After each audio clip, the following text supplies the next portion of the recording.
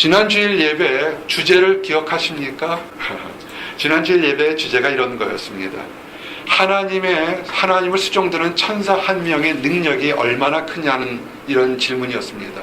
사람이 다 그걸 설명할 수 없겠지만 하나님을 돕는 천사 한 명이 고대 제국의 아수르란 제국의 18만 5천 명의 병사를 한밤중에 전멸시킬 만큼 강대한 능력을 가진 것이 천사였다, 이렇게 증거를 했습니다.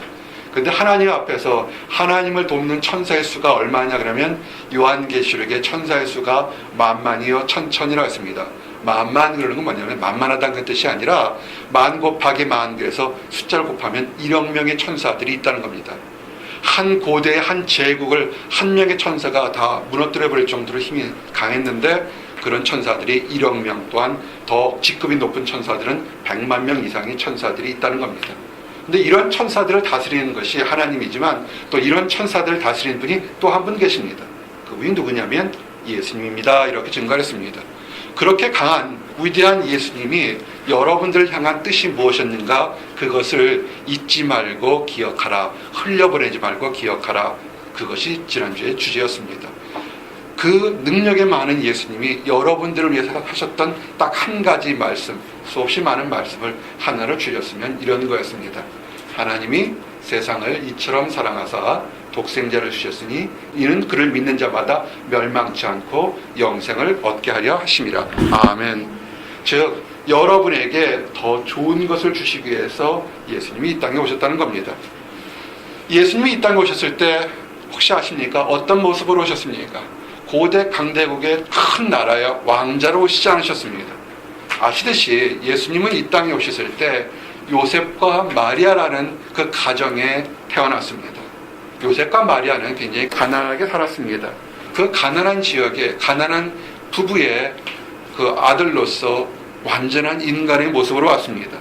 그러면서 예수님은 사람들이 겪는 모든 어려움을 다 겪었던 사람입니다.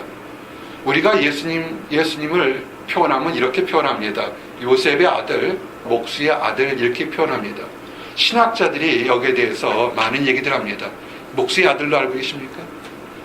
우리는 사실 잘 모릅니다. 2000년 전에 정확한 기록이 없이 그냥 요셉의 아들, 이것이 정확한 표현이고 목수의 아들이라는 것은 잘 모릅니다. 근데 목수라기보다는 석수, 돌 깎는 직업을 가진 사람이 아니었을까 이렇게 생각합니다. 왜 그러냐면 그 당시 팔레스타인 지역, 지금도 그렇지만 나무를 깎아서 집을 지을 만큼 그렇게 나무들이 많지 않았던 것입니다. 그래서 나무도 많지 않은데 나무 깎아서 집 지어서 팔아먹는 목수가 얼마나 있었겠습니까? 먹고 살 가능성이 거의 없었을 겁니다. 아마 그거보다는 그 당시 많았던 돌을 깎아서 집을 짓고 팔았던 석수였을 가능성이 더 많을 거라 봅니다. 신학자들의 견해입니다. 근데 중요한 건 뭐냐면 목수란 직업도 2000년 전에 굉장히 힘든 잡이었습니다. 석수는 돌을 깎는 사람은 더 힘든 잡이었습니다. 그래서 예수님께서 그 수많은 1억 명 이상 되는 천사를 다스리는 그 예수님이 하늘에 계시지만 완벽한 인간의 모습으로 오셔서 가난한 집안에 태어나서 목수를 하셨건 석수를 하셨건 굉장히 고통을 받으셨습니다. 그래서 예수님의 모습이 외모가 어땠을 거라고 보십니까? 현대에 보는 젊은 청년들처럼 멋지지 않았습니다. 예수님이 공생애를 시작을 30부터 시작해서 33세까지 3년간 하셨는데 그의 나이 모습이 33세에 거의 50보일처럼 늙어 보였다는 것입니다. 그렇게 고생했다는 겁니다. 오늘 여러분들에게 주제가 뭐였냐면 시험 받는 자를 도우시는 예수님이라는 주제로 증거를 합니다. 그래서 오늘 여러분들에게 어떤 거냐면 여러분들 마음속에 다양한 종류의 어려움들이 있을 거라고 봅니다. 그래서 예수님께서도 이 땅에 오셨을 때 고난을 받았기 때문에 고난받은 예수님이 여러분의 마음을 아실 겁니다. 오늘 주셨던 말씀 히브리서 2장 18절 말씀 성경 보시고 함께 보시기 바랍니다. 함께 읽겠습니다. 히브리서 2장 18절 시작. 그가 시험을 받아 고난을 당하셨을 시험 받는 자들을 능히 도우실 수 있느니라. 아멘. 하나님에 대해서 또한 예수님에 대해서 많이 아시고 믿음 있는 분들은 이 말씀에 대해서 잘 알 수 있습니다. 근데 많은 사람들이 하나님을 잘 모르는 사람들, 교회 출석을 안 해본 사람 같으면 마치 신앙생활은 동떨어진 별천지의 얘기처럼 느껴집니다. 예수님이 수많은 기적을 행한 것과 나와 무슨 상관이 있는가 이렇게 생각할 수 있습니다. 근데 한번 생각해 보시기 바랍니다. 예수님의 나이가 몇 살이었다고요? 십자가에 오르시 전까지 나이가 33세입니다. 여러분 같아 조금 나이가 많을 수도 적을 수 있는 여러분 같은 청년의 때였던 것을 기억하시기 바랍니다. 예수님은 완전히 온전한 인간의 모습으로 이 땅에 오셨습니다. 그래서 사람들이 느끼는 힘들고 어려운 것, 좋은 감정, 슬픈 감정을 다 느꼈습니다. 그래서 지금 여러분들이 이곳 보스턴에서 얼마나 있는지 모르겠지만 유학생활하건 이민생활하건 길게 있건 짧게 있건 마음속이나 환경에 수없이 많은 문제들이 있을 겁니다. 여러 가지 문제들이 있습니다. 사람과의 문제, 물질에 관한 문제, 건강에 관한 문제, 진로에 관한 문제, 학업에 관한 문제, 많은 문제들이 있을 때 사람들은 본능적으로 가장 좋은 것, 정답을 찾으려고 노력할 때 믿는 사람들은 어떻게 찾냐면 이럴 때 예수님이라면 어떻게 하셨을까를 생각해 보시기 바랍니다. 예수님도 완전한 인간의 모습으로 오셨기 때문에 그런 문제에 대해서 예수님이 이미 답을 놓으셨습니다. 그래서 예수님이 어떻게 하셨을까를 생각하시고 예수님이라면 이렇게 하셨을까가 여러분 마음속에 온다면 그대로 가시기 바랍니다. 그래서 오늘 예수님께서 시험을 다 당하고 고난을 당한 것을 했기 때문에 여러분들에게 앞으로 오늘 한 주뿐만 아니라 많은 시간을 통해서 문제들이 있을 거를 예수님이라면 어떻게 하셨을까를 나누길 원합니다. 그래서 예를 들어서 물질의 문제라든지 명예라든지 친구와 우정, 배신에 대한 문제라든지 그다음 죽음에 대한 문제들, 이런 문제들을 한 주 한 주 나아가면서 이런 문제들이 닥쳤을 때 어떻게 할 것인지 예수님은 어떻게 하시는지를 깨닫고 여러분의 도움받기를 원합니다. 한번 따라 하십시오. 물질. 오늘은 첫째 시간으로 물질에 대해서, 돈에 대해서, 먹고 사는 것에 대한 얘기를 좀 하기를 원합니다. 현대를 사는 사람들에게 가장 많은 관심이 갖게지는 것 중에 하나가 물질입니다. 재물을 얼마나 많이 모아서 편안하고 멋있게 사느냐 하는 것이 최대의 관심 중에 하나입니다. 그래서 이런 생각들을 반영하듯이 여러분이 요 앞에 서점이라든지 다른 근처 서점에 가면 가장 잘 보는 곳에 꽂혀있는 책들이 있습니다. 한국식으로 표현하면 부자 아빠 되는 법, 2년 만에 10만 불 버는 법, 그 다음에 어떻게 하면 멋진 노후를 얻는가, 이런 것들 책들이 굉장히 많은 곳에, 잘 보이는 곳에 꽂혀있는 것이 사실입니다. 물질이 중요한 것은 말로 표현할 필요가 없습니다. 이 물질에 따라서 사람들이 많은 영향을 받기 때문에 내 생각이나 어떤 한 사람의 생각이 옳다 주장하는 것은 부족할 것입니다. 근데 어떤 사람들의 많은 생각을 주장하는 것이 아니라 예수님이라면 이 물질에 대해서 어떻게 생각했는지를 오늘 증거하고 여러분들이 그 안에서 은혜와 도전받기를 원합니다. 일반적으로 생각하는 것, 왜 사람들이 많은 물질, 돈을 모을까 하는 것이 뭐냐면 돈이 많으면 다른 사람들부터 존경받고 인정받고 평안히 살고 멋있게 살고, 그리고 또 하나, 혹시라도 돈이 많으면 죽어서도 천국 가지 않을까라고 생각하는 것들이 있다고 합니다. 정말 과연 그럴까요? 돈이 많으면 행복해진다, 이런 것이 여러분께 생각하십니까? 이 문제에 대해서 예수님은 아주 단호하게 결론을 내렸습니다. 마태복음 19장 23절에서 24절에 뭐라고 그랬냐면 이렇게 결론을 내렸습니다. 마태복음 19장 23절에서 24절, 예수께서 제자들에게 이르시되 내가 진실로 너에게 이르노니 부자는 천국에 들어가기가 어려우니라. 다시 너에게 말하노니 낙타가 바늘귀로 들어가는 것이 부자가 하나님 나라에 들어가는 것보다 쉬우니라 하시니. 아멘. 이 말씀을 좀 오해하지 마시기 바랍니다. 부자를 하나님이 저주한 것이 아닙니다. 하나님도 부자를 만드셨습니다. 부자 만드신 거 하나님입니다. 하나님이 부하게 하시는 거, 그거 은혜 받은 사람입니다.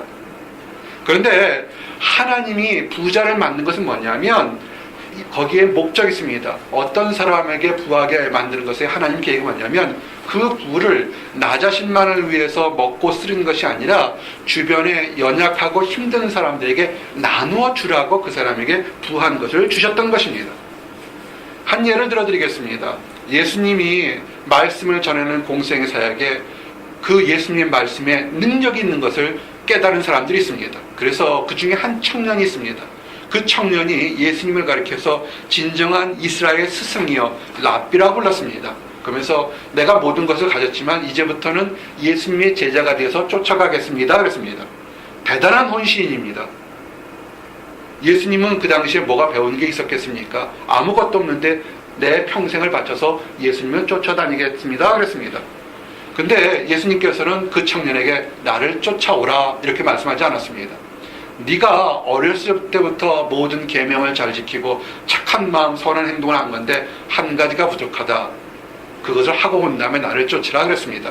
그것은 뭐냐면 그 청년이 굉장히 부자였습니다. 그러면서 그 청년에게 네가 가진 것을 팔아서 가난한 사람에게 준 다음에 내게 오라 그랬습니다. 참 어려운 얘기입니다.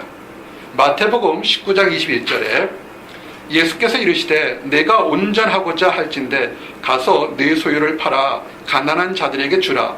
그리하면 하늘에서 보화가 내게 있으리라. 그리고 와서 나를 따르라 하시니. 아멘. 질문할 수 있습니다. 보통 사람은 예수님이 많은 능력을 베풀어도 쫓아가지 않고 지켜보거나 뒤에서 욕하는데 많이 배우고 진실하고 성실한 청년이 예수님을 쫓겠다 그러는데 예수님은 쫓아오지 말고 내가 가진 것이 많이 팔아서 나누어 준 다음에 오라 그러는 겁니다. 그러면 팔아서 나누어서 다 주면 그 청년은 어떻게 먹고 살 수 있겠습니까? 이 보스턴에서 1시간 1시간이 엄청나게 귀한데 우리 뛰어난 박사님들 여기 와서 이렇게 예배드리면 어떻게 하시겠습니까? 이런 질문입니다. 여러분이 이곳에서 정말 예배드리는 1시간이 굉장히 사실 소중한 시간들입니다. 밤을 새워서 실험하고서 졸린 눈 비빈 눈 와서 지금 그 시간에 자야 되는데 지금 1시간 하나님께 드리는 겁니다. 똑같은 질문들에 비슷한 예가 될 겁니다. 다 팔아서 나눠주면 어떻게 먹고 살 거냐 할 것이 가장 첫 번째 질문입니다. 예수님은 이런 질문에 이렇게 대답하셨습니다. 공중에 나는 새를 보고 들에 핀 백합화를 봐라. 누가 관리하지 않는 것 같지만 먹이고 입히고 다 한다고 얘기를 하셨습니다. 그러면서 공중에 나는 새와 들에 핀 백합화보다 너희들이 사람들이 더 비교할 수가 없을 정도로 귀한 것인데 왜 내가 먹이고 입히고 보호하지 않겠냐 이렇게 얘기를 합니다. 그 말씀을 이렇게 하셨습니다. 공중의 새를 보라. 심지도 않고 거두지도 않고 창고에 모아들이지도 아니하되 너희 하늘 아버지께서 기르시나니 너희는 이것들보다 귀하지 아니하냐. 너희 중에 누가 염려함으로 그 키를 한 자라도 더할 수 있겠느냐. 또 너희가 어찌 의복을 인하여 염려하느냐. 들의 백합화가 어떻게 자라는가 생각하여 보라. 수고도 아니하고 길쌈도 아니하느니라. 그러나 내가 너에게 말하노니 솔로몬의 모든 영광으로도 입은 것이 이 꽃 하나만 갖지 못하였느니라. 오늘 입다가 내일 아궁이에 던지는 들풀도 하나님이 이렇게 입히시거늘 하물며 너희일까 보냐. 믿음이 작은 자들아. 아멘. 마태복음 6장 26절에서 30절 말씀입니다. 맞습니다. 공중에 나는 새나 들에 핀 이쁜 새들도 하나님이 보호하시지 않고 인도하시지 않으면 절대 살 수가 없습니다. 하물며 그런 것들도 하나님이 보호하시는데 하나님의 아들을 보내시며 가서 살아갔던 여러분들을 보호하지 않으실 것 같습니까? 근데 사실은 많은 사람들이 여기에 의심하고 두려워하고 믿지를 않습니다. 왜 공중에 나는 아름다운 새들 보면서 그들이 어떻게 먹는지 다 하나님께서 예배해 주셨는데 그거보다 귀한 사람이 먹고 마시는 것에서 두려워할까봐 의심하는 것을 정말 답답한 얘기입니다. 예수님이 하셨던 이 경계의 말씀을 믿으시기 바랍니다. 여러분을 먹이고 입히고 보호하실 줄 믿습니다. 아멘. 그래서 이런 모든 일을 깨달아서 이젠 근심하지 마시기 바랍니다. 재물로 인해서 근심하고 어떻게 살까 고민하는 그 시간에 오히려 하나님을 찬양하고 내 자신을 사랑하고 이웃을 사랑하시기 바랍니다. 한번 생각해 보십시오. 내가 키가 작은데 키가 커야 돼. 반 열심히 한다고 키가 커집니까? 아니야. 밥 잘 먹고 잘 자면 키가 커집니다. 몰랐어요? 키는 잘 잘 때 커지는 거예요. 나중에 얘기합시다. 그러면서 예수님이 뭐라고 그랬냐면 그러므로 염려하여 이르기를 무엇을 먹을까 무엇을 마실까 무엇을 입을까 하지 마라. 이는 다 이방인들이 구하는 것이니라. 너희 하늘 아버지께서 이 모든 것이 너희에게 있어야 할 줄을 아시느니라. 그런즉 너희는 먼저 그의 나라와 그의 의를 구하라. 그리하면 이 모든 것을 너희에게 더하시리라. 그러므로 내일 일을 위하여 염려하지 말라. 내일 일은 내일이 염려할 것이요 한날의 괴로움은 그날의 족하니라. 아멘. 맞습니다. 우리가 오늘 담당한 문제도 해결하기 어렵습니다. 그거를 내일 거를 미리 땡겨서 걱정하지 마시고 하나님께 맡겨버리시기 바랍니다. 어떤 가정에 아주 어린 아이가 있다고 생각합시다. 막 겨우 걸어서 말을 하는 아이가 아버지 엄마나 다른 가족들한테 이렇게 얘기합시다. 아빠, 우리 인컴이 너무 적어. 리타이어 플랜은 어떻게 준비할 거야? 그 다음에 차는 어떻게 마련할 거야? 그 다음에 집은 어떻게 살 거야? 이런 얘기 만약에 한 2-3살짜리 한다면 부모가 뭐라고 그랬습니까? 너는 밥 잘 먹고 잘 자라. 아빠 엄마가 할 거다. 이렇게 얘기할 겁니다. 마찬가지입니다. 여러분은 하나님의 자녀입니다. 아멘? 걱정하지 마세요. 지금 졸업을 앞두고 직장을 가지려고 그러고 새로운 준비를 하고 굉장히 많은 것이 있어서 때로는 내가 뒤처진 것 같고 때로는 내가 승리한 것 같고 여러 가지 생각을 할 수 있습니다. 그거 내려놓으시기 바랍니다. 하나님이 여러분의 아버지가 되시기 때문에 여러분을 가장 좋은 곳으로 인도해 주실 것입니다. 아멘. 우리가 재물 그러면 혹시 일부의 사람들이 많으면 무조건 나쁜 것이다 이렇게 하는데 꼭 그렇지는 않습니다. 성경은 재물이 많은 것을 나쁘다고 하지 않습니다. 성경은 물질의 많고 적음이 중요한 것이 아니라 그 물질을 어떻게 올바르게 사용하는 것이 중요하다 이것을 강조하고 있습니다. 대표적인 얘기로 많은 물질을 가지고 올바르게 쓴 사람이 있습니다. 그것이 솔로몬입니다. 솔로몬은 수없이 많은 수많은 정금과 재물을 들여서 하나님의 성전을 지었습니다. 그래서 하나님께 영광을 돌렸습니다. 하나님이 그 모습을 보고 굉장히 기뻐하셨습니다. 솔로몬이 성전의 낙성식을 할 때 얼마나 많은 예물을 드렸는지 그 모습이 성경에 기록되어 있습니다. 역대하 7장 5절과 7절을 보면 솔로몬이 하나님께 드린 예물들을 알 수 있습니다. 솔로몬 왕이 드린 제물의 소가 22,000마리요 양이 12만 마리라. 이와 같이 왕과 모든 백성이 하나님의 전에 낙성식을 행하니라. 아멘. 솔로몬이 또 여호와의 전 앞들 가운데를 거룩하게 하고 거기서 번제물과 화목제의 기름을 드렸으니 이는 솔로몬이 지은 놋제단이 능히 그 번제물과 소제물과 기름을 용납할 수 없음이더라. 아멘. 얼마나 많이 드렸으면 소가 22,000마리를 드렸고 양이 12만 마리를 그 예물로 드렸습니다. 또한 그가 성전을 건축하느라고 엄청나게 많은 금을 이미 드렸던 것을 알 수 있습니다. 근데 하나 질문하고 싶은 것은 하나님이 그것을 기뻐했다는데 솔로몬이 이만큼 많은 돈을 드린 것을 기뻐하셨을까요? 아닙니다. 하나님이 기뻐했던 것은 솔로몬이 드린 예물의 양이 많아서가 아니라 그렇게 많은 예물을 드렸던 솔로몬의 마음을 보고 기뻐하셨던 것입니다. 그때 모습이 이렇게 됐습니다. 좀 길긴 한데 배경을 좀 하나 성경을 통해서 읽어드리겠습니다.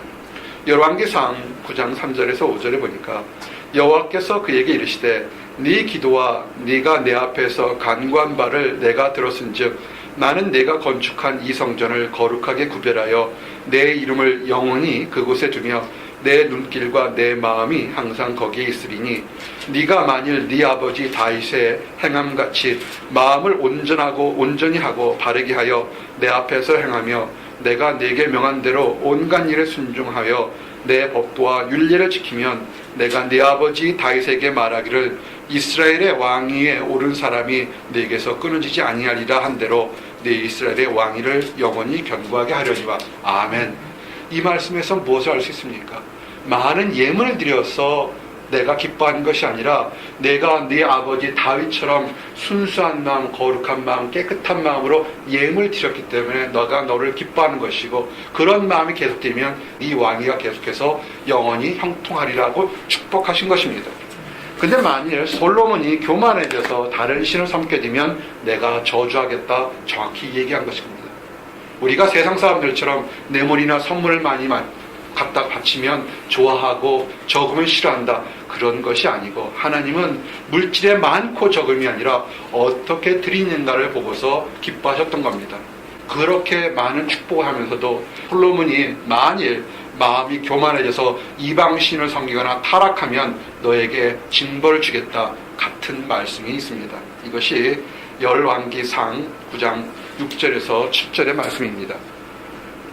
만일 너희나 너희 자손이 아주 돌아서서 나를 따르지 아니하며 내가 너희 앞에 둔 나의 계명과 법도를 지키지 아니하고 가서 다른 신을 섬겨 그것을 경배하면 내가 이스라엘을 내가 그들에게 준 땅에서 끊어버릴 것이요 내 이름을 위하여 내가 거룩하게 구별한 이 성전이라도 내 앞에서 던져버리니 이스라엘은 모든 민족 가운데서 속담거리와 이야기거리가 될 것이며. 아멘.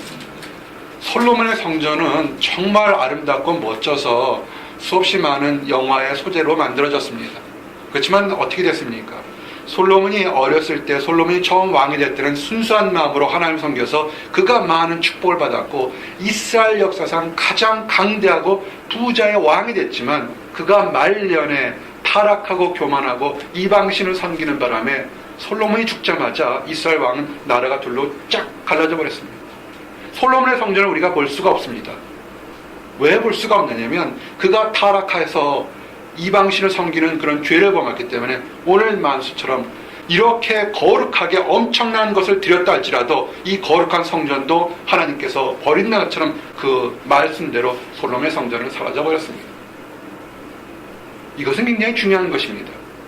솔로몬과 같이 우리가 수십만 마리 양을 하나님께 주일 예물로 드리지 않아도 우리가 축복받을 수 있다는 것입니다.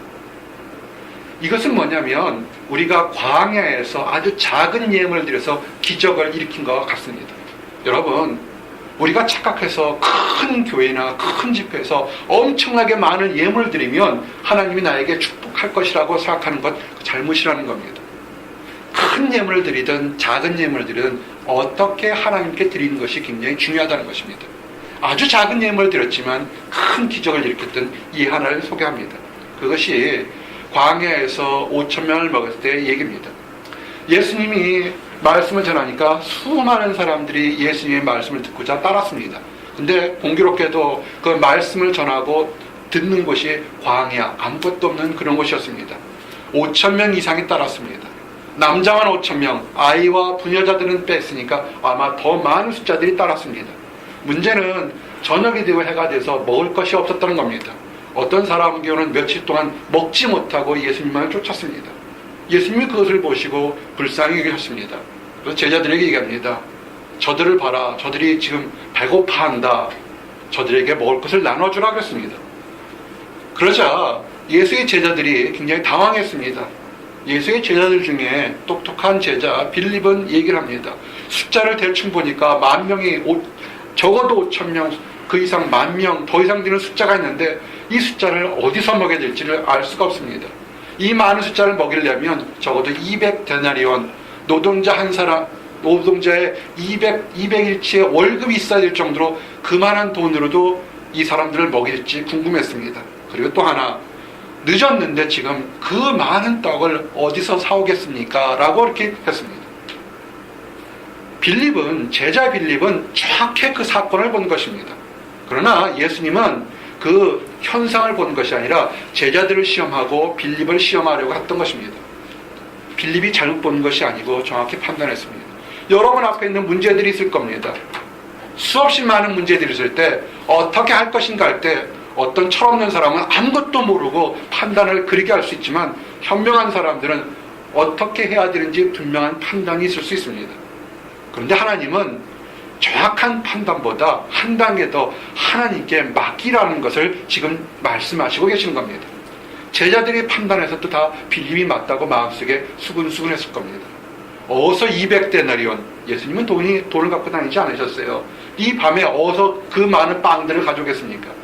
이 동네에 있는 빵집에 10,000명분 빵을 어서 사올 수 있어요? 미리 얘기해도 우리 피자 준비하려면 한참 준비할 텐데 어디서 준비하겠습니까? 틀린 얘기가 아닙니다. 그럴 때 그 중에 한 제자인 안드레가 예수님께 싹 나옵니다. 그러면서 얘기를 합니다. 요한복음 6장 8절에 붙여보니까 제자 중 하나 곧 시몬 베드로의 형제 안드레가 예수께 여짜오되 여기 한 아이가 있어 보리떡 5개와 물고기 2마리를 가지고 있나이다. 그러나 그것이 이 많은 사람들에게 얼마나 되겠사옵나이까. 아멘.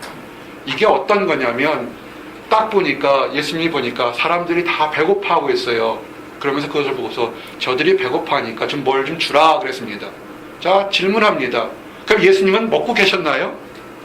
예수님도 안 먹고 계셨어요. 예수님 말씀 전하기 때문에 예수님도 똑같이 안 먹고 계셨다는 겁니다. 자기 배고픈 거 아시면서도 상대방 사람들, 다른 사람들 배고프니까 무엇인가 있으면 좀 나눠줘라 그랬습니다. 그럴 때 예수님 말씀을 듣던 한 어린아이가 예수님도 배고프신 거 알고 예수님께 드렸던 겁니다. 그것을 안드레가 받아서 그것을 들고 예수님, 내가 가진 것이 이것이 있는데 이것을 우선 예수님이 드시던 이 작은 것을 나는 어떻게 할지 모르겠습니다 하고 예수님께 먼저 드렸습니다. 성경을 잘 보세요. 어른의 도시락이라고 했습니까? 아이의 도시락이라고 했습니까? 아이의 도시락입니다. 우리 주일학교 때 보게 되면 이렇게 오병이어 물고기 2마리, 보리떡 5개인데 이만큼 꽁치만큼 크게 그려요. 그 당시 꽁치가 어디 있었겠어요? 내가 보면 마른 멸치 정도에 되지 않았을까? 아이 도시락이라고요. 그렇지만 안드레는 자기의 판단이 옳은 걸 알지만 그렇지만 예수님께 드리면서 예수님께 기대와 소망을 가졌던 것입니다. 작은 물고기 2마리와 보리떡 5개를 드리면서 나의 믿음을 그대로 얘기합니다. 어떻게 될지는 모르겠지만 예수님 받으십시오 그랬습니다. 그것을 받은 예수님이 사람들에게 얘기합니다. 50명씩 100명씩 이렇게 모여서 앉아있으라고 얘기합니다. 그러면서 떡을 나눠주고 물고기를 나눠줍니다. 계속 나눠줍니다. 모든 사람들이 성경에 보니까 남자가 5,000명, 아이와 부녀자를 수는 제하고서 남자가 5,000명만 배불리 먹고 남은 부스러기가 12광주리에 가득 찼다고 그랬습니다. 그것이 요한복음 6장 10절에서 13절입니다. 읽어드리겠습니다. 예수께서 이르시되 이 사람들로 앉게 하시니 그곳에 잔디가 많은지라 사람들이 앉으니 수가 5,000명쯤 되더라. 예수께서 떡을 가져 축사하신 후에 앉아있는 자들에게 나눠주시고 물고기도 그렇게 그들의 원대로 주시니라. 그들이 배부른 후에 예수께서 제자들에게 이르시되 남은 조각을 거두어 버리는 것이 없게 하라 하시므로 이에 거두니 보리떡 5개와 먹고 남은 조각이 12바구니에 찼더라. 아멘. 사랑하는 성도 여러분, 보리떡 5개와 물고기 2마리로 예수님이 5,000명 이상을 먹였던 것을 기억하시기 바랍니다. 사랑하는 성도 여러분, 우리가 때를 보면 이것이 필요한데 나는 능력이 없어서 안 될 거야 라는 생각할 수 있습니다. 그것은 여러분의 판단입니다.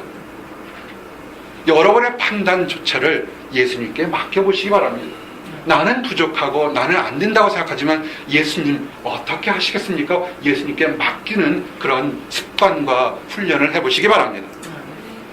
물질에 많은 것 편할 겁니다. 물질에 많은 것 중요합니다.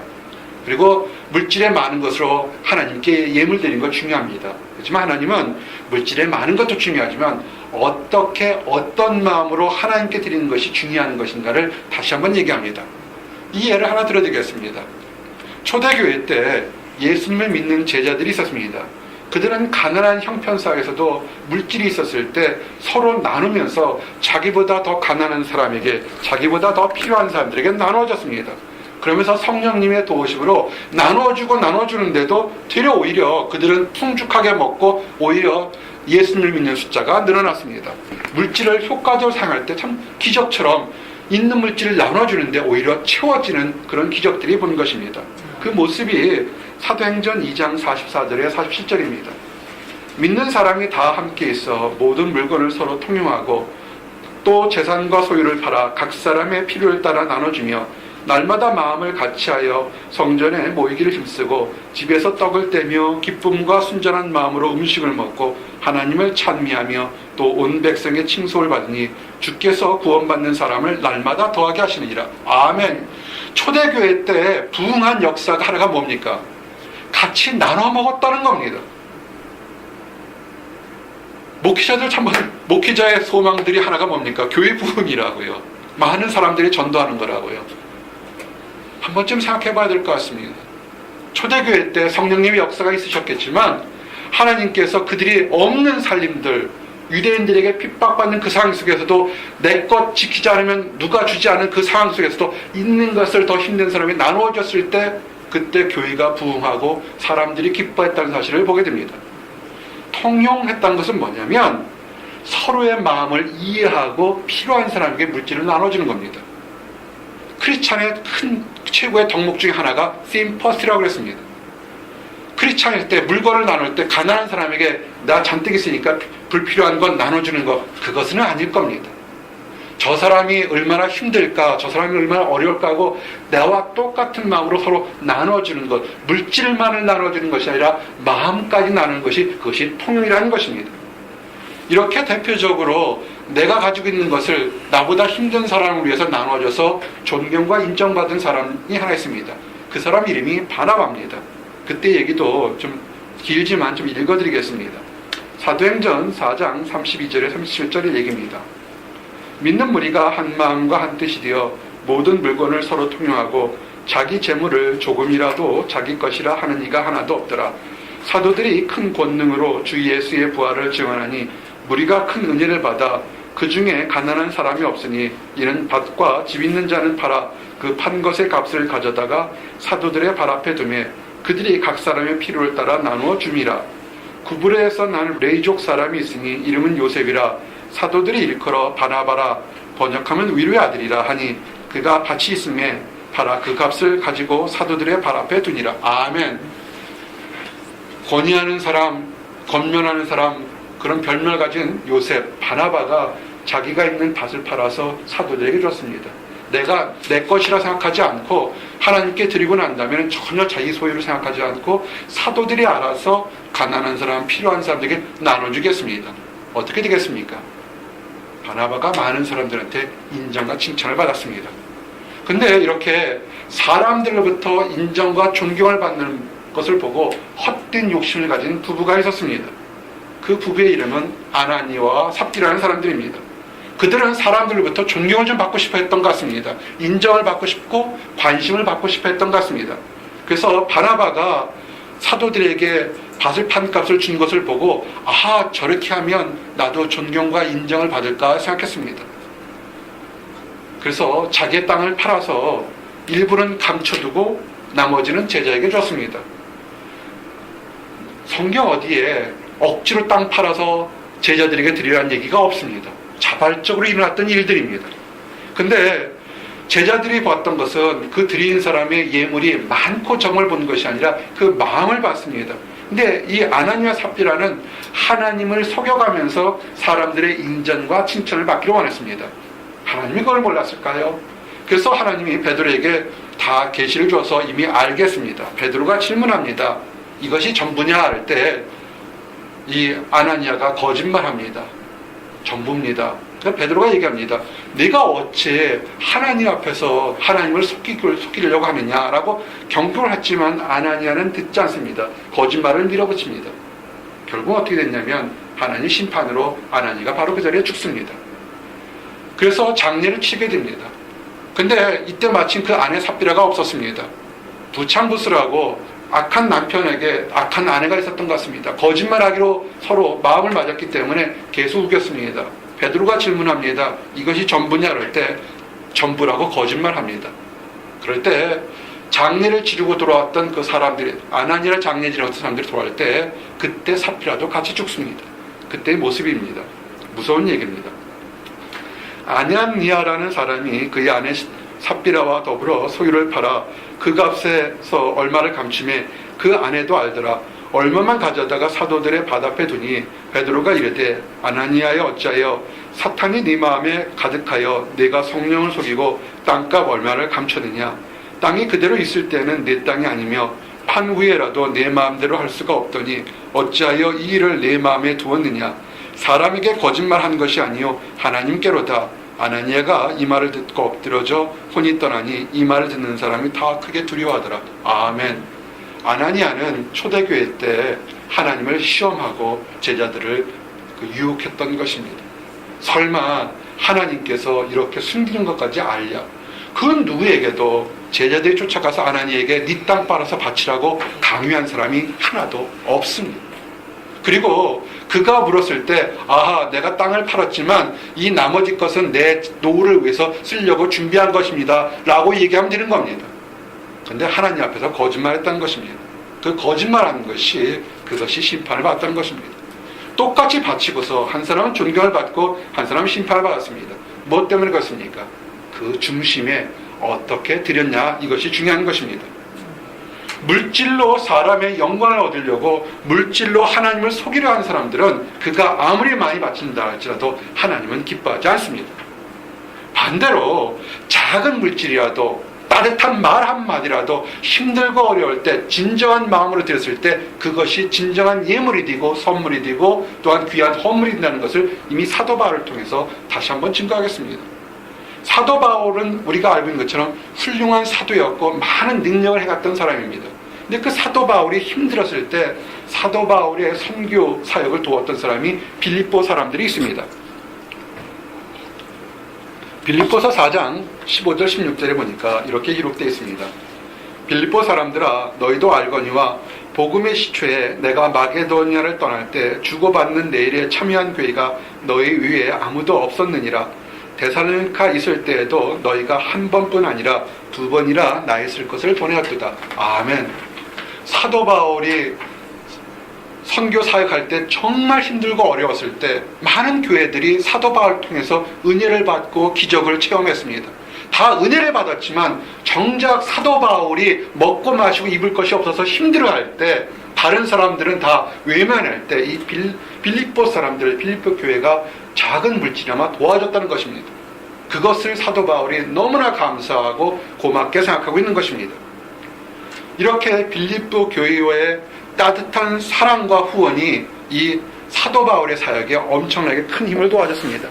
또한 이런 힘든 과정에서 하나님의 보호하심과 인도하심을 체험했던 사도 바울이 그가 능력 있는 고백을 하게 됩니다. 사도 바울에게 드렸던 그 작은 예물은 아름다운 예물로 변했습니다. 빌립보서 4장 17절 19절을 보니까 힘들고 어려울 때 진정한 마음으로 나누어졌던 그 예물, 선물들이 가장 아름다운 예물로 바뀌었다고 이렇게 증거되어 있습니다. 내가 선물을 구함이 아니요 오직 너희에게 유익하도록 풍성한 열매를 구함이라. 내게는 모든 것이 있고 또 풍부한지라. 에바브로디도 편에 너희가 준 것을 받음으로 내가 풍족하니 이는 받으실 만한 향기로운 제물이요 하나님을 기쁘시게 한 것이라.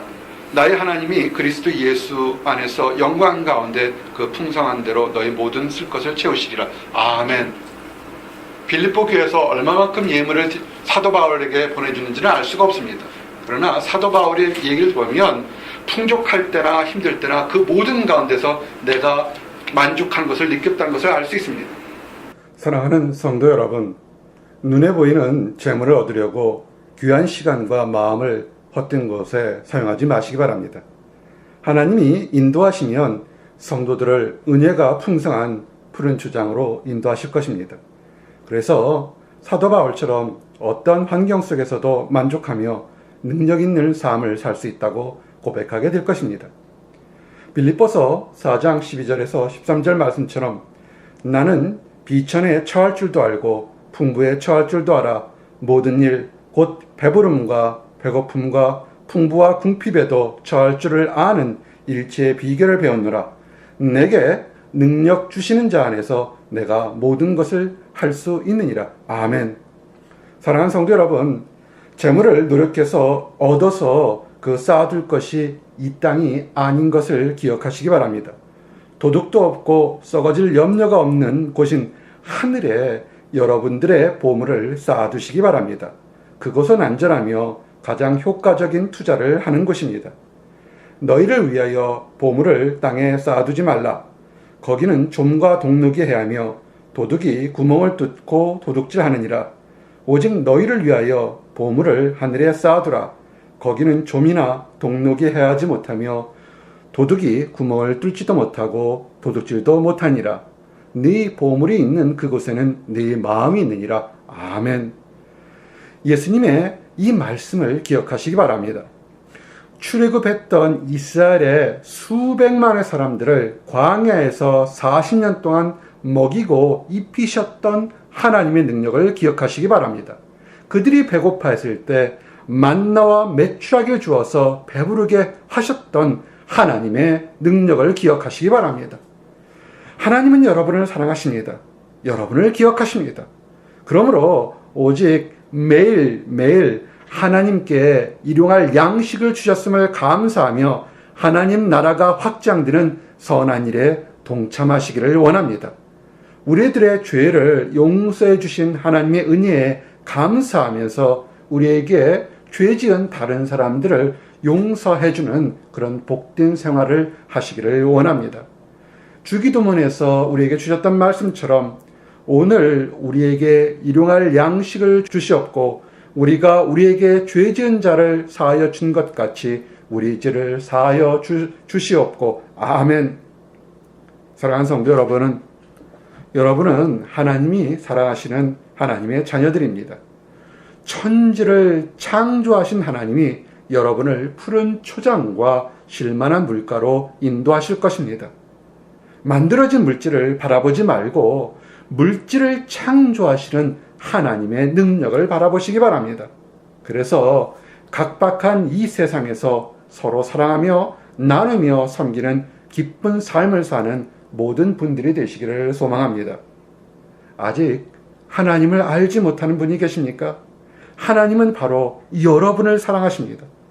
아버지가 자식을 사랑하듯 여러분을 위해서 놀라운 축복의 계획을 마련해 놓고 계십니다. 말씀하고 계십니다. 볼지어다 내가 문 밖에 서서 두드리노니 누구든지 내 음성을 듣고 문을 열면 내가 그에게로 들어가 그와 더불어 먹고 그는 나와 더불어 먹으리라. 아멘. 지금 여러분의 마음문을 열어주시기 바랍니다. 그래서 하나님과 함께 생활하며 하나님이 여러분을 위해서 사랑하고 도와주는 것을 체험하기를 원합니다. 그래서 모든 사람들이 하나님의 사랑을 체험하며 이웃을 사랑하는 복된 삶을 살 수 있도록 인도하여 주시옵소서라고 고백하기를 원합니다. 먼저 하나님의 사랑을 아는 우리 사랑하는 성도 여러분, 우리만의 기쁨이 아니라 아직 하나님을 알지 못하는 사람들, 안다고 하면서 낙심한 사람들에게 하나님의 사랑을 알리고 전할 수 있도록 그렇게 헌신하시기 바랍니다. 그래서 잘했다 칭찬받는 모든 사람들이 되시기를 예수님의 이름 받들어 축원합니다. 아멘. 기도하시겠습니다. 하나님 감사합니다. 아버지, 우리들에게 시험 받는 자를 도우시는 예수님을 보내주심을 인하여 감사합니다. 많은 것으로 우리가 시험 받고 도전 받을 때 이 모든 시험을 다 당하시면서 가장 선한 방법으로 가장 의로운 방법으로 해결하신 예수님을 바라보게 하심을 인하여 감사합니다. 아버지, 우리가 힘들고 어려울 때 우리의 주님 되시고 우리의 보호자 되시는 예수님만을 바라볼 수 있도록 인도하여 주시옵소서. 모든 문제가 해결되는 축복을 얻을 수 있도록 인도하여 주시옵소서. 그래서 하루하루 삶이 찬양하며 이웃을 사랑하며 용서하는 삶을 살 수 있도록 허락하여 주시옵소서. 감사드립니다. 예수 그리스도 이름 받들어 기도했습니다. 아멘.